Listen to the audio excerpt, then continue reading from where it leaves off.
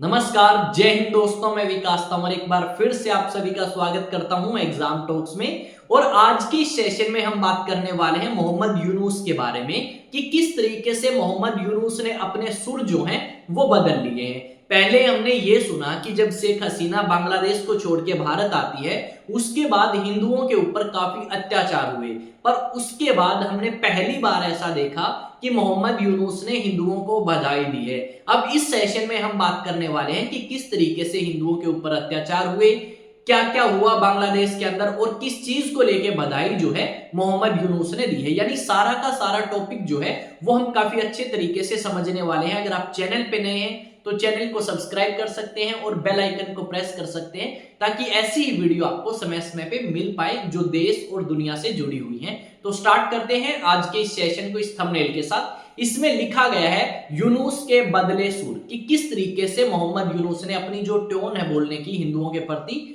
वो चेंज करी है। और उसके बाद लिखा गया है बांग्लादेश के हिंदुओं को दी बधाई। अब किस चीज को लेके बधाई दी है वो भी हम यहाँ पे जानने वाले हैं। अगर आज के समय आप इंडियन आर्टिकल्स देखोगे, न्यूज़पेपर्स देखोगे तो वहां पे इस बात को कवर किया गया है कि मोहम्मद यूनुस ने हिंदुओं को बधाई दी है। यानी ये चीज हमें क्लियर हो चुकी। अब यहाँ पे इस तरीके के भी पोस्टर लेके घूम रहे थे लोग कि बांग्लादेश के अंदर हिंदुओं को बचाओ। तो सारा मैटर क्या है समझते हैं। जैसा कि आप सभी को पता है 5 अगस्त 2024 को बांग्लादेश के अंदर एक तरीके से आप कह सकते हो तख्ता पलट हुआ, जिसके अंदर शेख हसीना को बांग्लादेश छोड़ के भारत आना पड़ा। अब ये जो शेख हसीना है ये बांग्लादेश की प्रधानमंत्री थी पिछले लगभग 15 या 16 साल से। और यहाँ पे कुछ स्टूडेंट जो हैं वो प्रोटेस्ट करते हैं सरकार के खिलाफ, और उसी प्रोटेस्ट के कारण हमें ये देखने को मिला कि बांग्लादेश की प्रधानमंत्री अपना देश छोड़ के भारत में शरण लेने के लिए आई। अब जब भारत के अंदर आ चुकी है बांग्लादेश की प्रधानमंत्री, तो वहां पे जो सरकार है उसको एक तरीके से आप कह सकते हो चलाया किसने? मोहम्मद यूनुस ने। अब यहाँ पे जो ये मोहम्मद यूनुस अपनी पावर संभालते हैं 5 अगस्त 2024 के बाद में, उसके बाद हमें इस तरीके की तस्वीर जो है वो देखने को मिली बांग्लादेश के अंदर कि बांग्लादेश के अंदर हिंदू जो हैं वो सेफ नहीं है। भारत सरकार ने भी इस चीज को लेके काफी बार आवाज उठाई।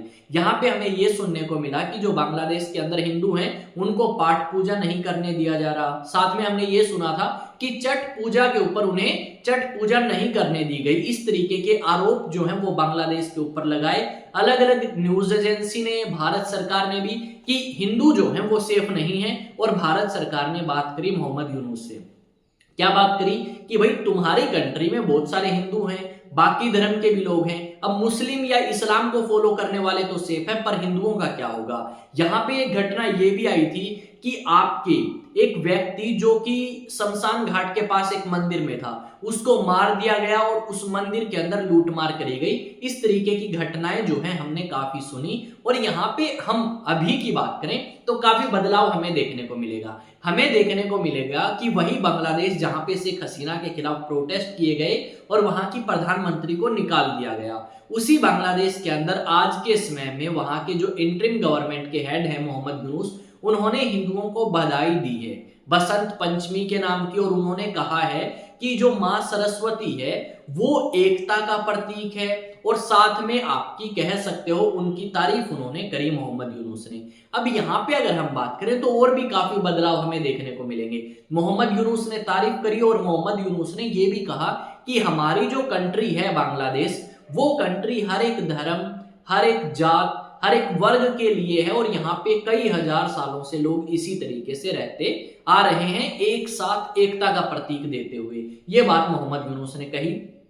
तो यहाँ पे आप बात करोगे तो मोहम्मद यूनुस के ऊपर काफी आरोप भी लगे हैं अलग अलग समय के ऊपर कि मोहम्मद यूनुस ने ये कर दिया, मोहम्मद यूनुस ने रक्षा नहीं करी, माइनॉरिटीज की, इस तरीके की बातें नॉर्मल हमने सुनी यहाँ पे।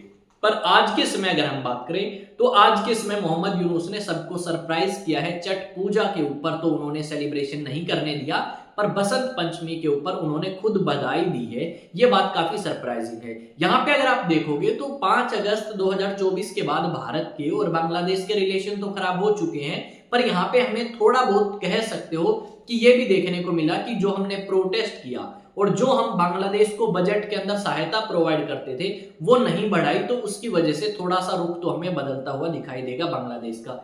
देखो हम क्या करते हैं, हमारी जो कंट्री के अंदर बजट आता है उस बजट में हम हमारे आसपास के देशों को मदद प्रोवाइड करते हैं। किसी को 200 करोड़ दे दिए, किसी को 500, किसी को 600। हमने बांग्लादेश को पिछले साल भी 120 करोड़ दिए थे, इस बार भी, पर हमने मालदीव को 600 करोड़ दिए हैं सहायता के लिए। तो कहीं ना कहीं बांग्लादेश को लगा कि शायद हमें इनका व्यवहार जो है वो ठीक रखना चाहिए था, ताकि ये हमें एक्स्ट्रा फंडिंग दे।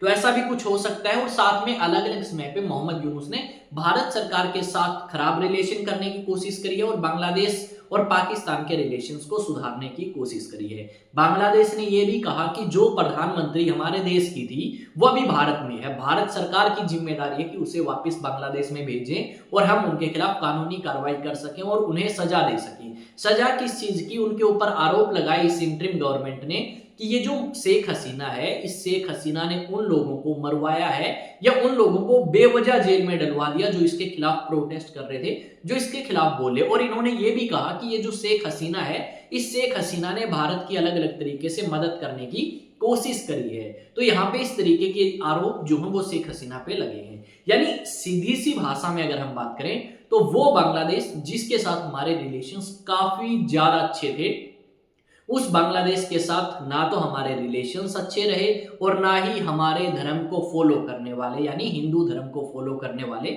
वहां पे सेफ रहे। जब तक शेख हसीना थी सब कुछ सही था बांग्लादेश और भारत के बीच में, पर जैसे ही शेख हसीना ने अपना पद छोड़ के भारत के अंदर शरण ली, उसके बाद चीजें बिल्कुल एक तरीके से आप कह सकते हो चेंज हो चुकी हैं। अब वो हालात नहीं है भारत और बांग्लादेश के जो पहले थे। अब यहाँ पे पता नहीं क्या चीज सोच के आपकी इन्होंने बधाई दी है। शायद ऐसा हो सकता है कि यहाँ पे जो ट्रम्प है वो ट्रम्प भी कुछ कर सकते हैं बांग्लादेश के अंदर। साथ में हमें यह सुनने को मिला कि आपका जो बांग्लादेश के अंदर अवामी लीग पार्टी है, जो कि शेख हसीना की पार्टी है, उन्होंने कहा था कि वो प्रोटेस्ट करेंगे मोहम्मद यूनुस के खिलाफ, रैली करेंगे, धरना प्रदर्शन करेंगे और उनको हटाने की मांग जो है वो करेंगे।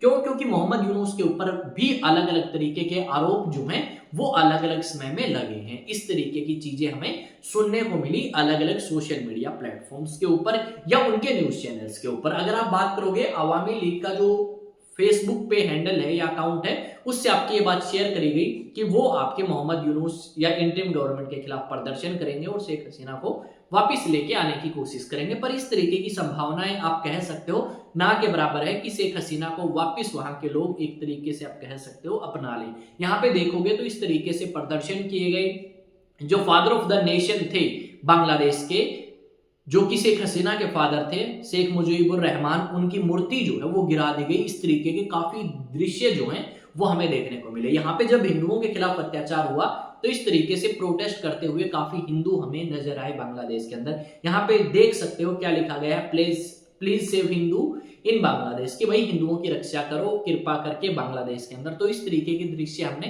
काफी देखे बांग्लादेश के अंदर। यहाँ पे लिखा गया है बांग्लादेश में मोहम्मद यूनुस, ठीक है, उन्होंने क्या किया है, उन्होंने भाई प्रशंसा करी है और कहा है कि तुम सेलिब्रेट करो भाई आराम से, मैं तुम्हें बधाई देता हूं बसंत पंचमी के नाम की, जो कि अभी रिसेंटली सेलिब्रेट करी गई थी। काफी धूमधाम से भारत के अंदर तो करते ही हैं, पर पहली बार ये देखने को मिला कि बांग्लादेश के अंदर भी काफी धूमधाम से सेलिब्रेट करी गई है। और यहाँ पे मेरी जो फोटो है भाई वो मैंने चेंज कर ली है। पहले मेरी फोटो जो है वो काफी पुरानी थी, फिर मैंने कल सोचा कि हम इसे चेंज कर लें। एक दो स्टूडेंट हैं, उन्होंने कहा कि सर आपकी फोटो काफी पुरानी है, इस वीडियो में और फोटो में बिल्कुल चेंज है। तो मैंने सोचा क्यों ना उनकी बात मान ली जाए और मैंने मेरी फोटो जो है वो अपडेट कर दी है।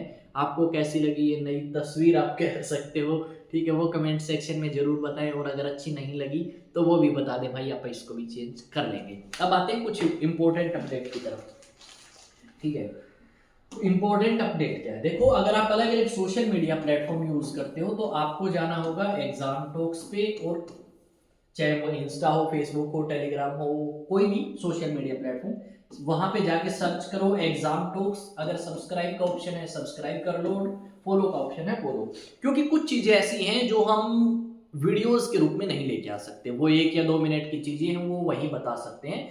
तो एक एग्जाम टॉक शॉर्ट्स नाम से चैनल है, या तो उस पे जाके आप सब्सक्राइब कर ले, अदरवाइज आप सोशल मीडिया प्लेटफॉर्म पे जाके सब्सक्राइब कर सकते हैं, क्योंकि वहां पे कुछ वीडियोस ऐसी हैं जो मैं वहां पे लेके आता हूं। अब बात करते हैं भाई एक एग्जाम के बारे में, यानी नेशनल डिफेंस एकेडमी के एग्जाम के बारे में। अब एनडीए का एग्जाम 1 साल में 2 बार होता है, तो 1 अप्रैल 2025 से हमारा एनडीए का बैच स्टार्ट हो रहा है। इस बैच में क्लास 11th के स्टूडेंट, क्लास 12th के स्टूडेंट और क्लास 12th पास जो स्टूडेंट होंगे वो एनरोल करा सकते हैं। जो 11th और 12th के स्टूडेंट हैं उनकी तो देखो स्कूलिंग के साथ साथ नेशनल डिफेंस एकेडमी की प्रिपरेशन कराई जाएगी, और जो 12th पास स्टूडेंट हैं उनकी नेशनल डिफेंस एकेडमी की प्रिपरेशन जो है सिर्फ, यानी स्कूलिंग की जरूरत है नहीं तो वो नहीं कराई जाएगी, सिर्फ आपकी प्रिपरेशन कराई जाएगी। आई थिंक चीजें आपको सही लगी होंगी, बेहतर लगी होंगी, चीजों को इंप्रूव करने की कोशिश दिन प्रतिदिन करते रहेंगे। मैं विकास तंवर आप सभी का एक बार फिर से आपके अपने YouTube चैनल एग्जाम टॉक्स में स्वागत करता हूं। मिलते हैं एक नए सेशन में, एक नई न्यूज, एक नई अपडेट के साथ जो हमारे देश से या दुनिया से जुड़ी हुई होगी।